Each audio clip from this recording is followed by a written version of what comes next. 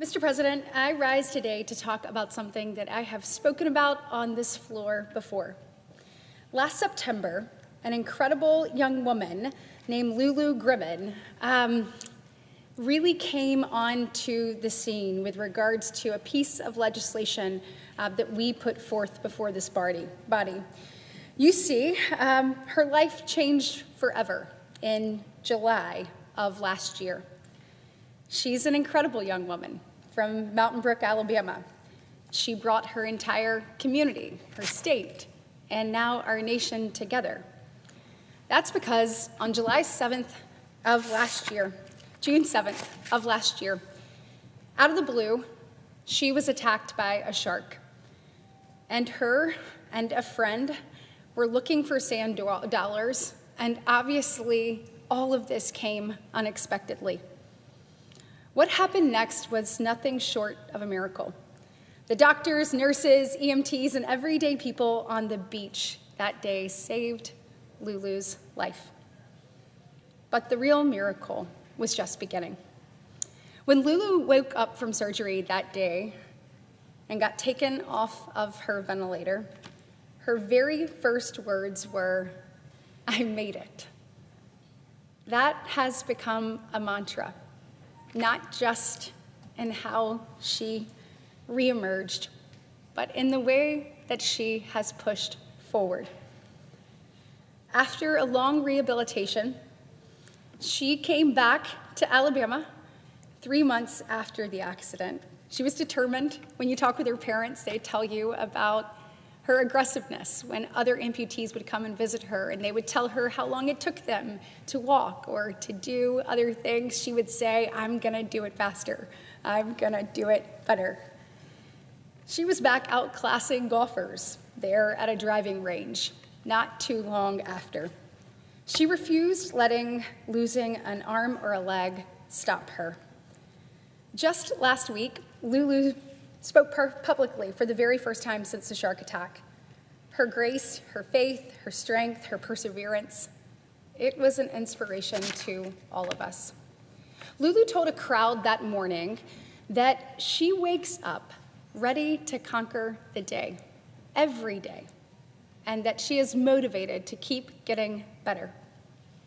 She launched a foundation called Lulu Strong to help others in need get the prosthetic technologies that will make their lives easier.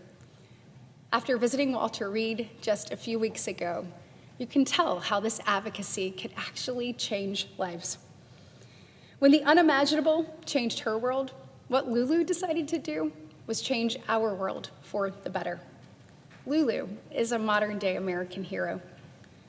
The courage she's shown, the fight, the resolve that she's demonstrated are truly remarkable, and not just for a 16-year-old, but for anyone. But it shouldn't have to be this way. Lulu is indeed an inspiration, but this tremendous battle that she's fought and won could have been prevented in the first place. You see, when I heard Lulu's story, I learned that there was another shark attack that happened just right down the shore 90 minutes earlier. Elizabeth Foley, a mother of 3 from Virginia, tragically lost her hand to a shark bite and suffered other terrible injuries, resulting in 26 surgeries. After talking with Lulu and her family, we said it doesn't have to be this way. They knew there was something that could have been done. And after talking, we knew that there had to be a better way to get information out there to warn beachgoers about shark attacks in the area. That's when we introduced Lulu's Law. And it's why I'm reintroducing this bill in this Congress today. This bill, which I am proud to share, has bipartisan support. It would empower local authorities to issue wireless emergency alert warning beachgoers of potential shark attacks through the already existing wireless emergency alert system. This has the potential to make a real difference in Americans' lives. And when we're giving the opportunity to do something simple that can make such a big difference, I believe we have to take it. To Lulu I want you to know how much you inspire all of us.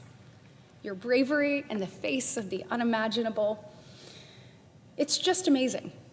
And you taking what happened to you and saying, how can I make others' lives better? How can we make sure that this doesn't happen to someone else? We want to honor the strength that you've shown over the past 9 months.